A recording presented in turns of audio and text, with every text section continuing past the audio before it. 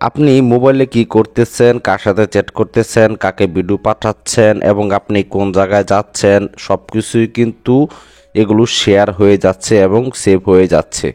তো এগুলো কিন্তু সবসময় ট্র্যাক করতেছে গুগল। তো আপনি এটি কীভাবে বন্ধ করবেন? তো এটি বন্ধ করার জন্য আপনি সেটিংস আইকন দেখতে পাচ্ছেন আপনার মোবাইলে যে সেটিংস, সেই সেটিংসে চলে যাবেন।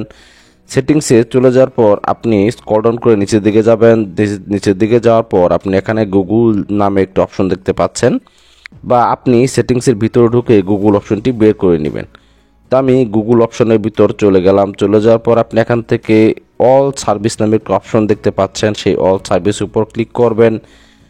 অল সার্ভিসের উপর ক্লিক করার পর আপনি নিচের দিকে যাবেন। নিচের দিকে যাওয়ার পর আপনি এখানে দেখতে পাচ্ছেন পার্সোনালাইজ ইউজিং শেয়ার ডাটা, এই লেখাটির উপর ক্লিক করে দিবেন।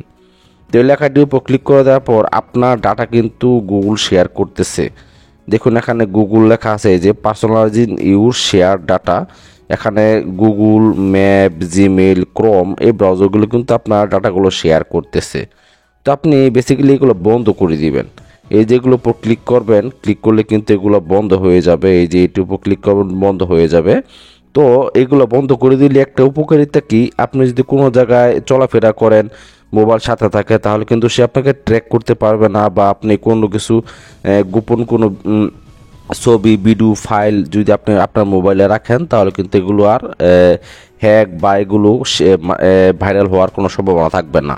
মানে আপনার মোবাইলে কোনো ডাটায় কোনো কিছু শেয়ার হবে না। তো ভিডিওটি আজ এ পর্যন্তই। ভিডিওটি দেখে যদি একটু উপকৃত হন, আমার চ্যানেলটি সাবস্ক্রাইব করে সাপোর্ট করবেন। ধন্যবাদ।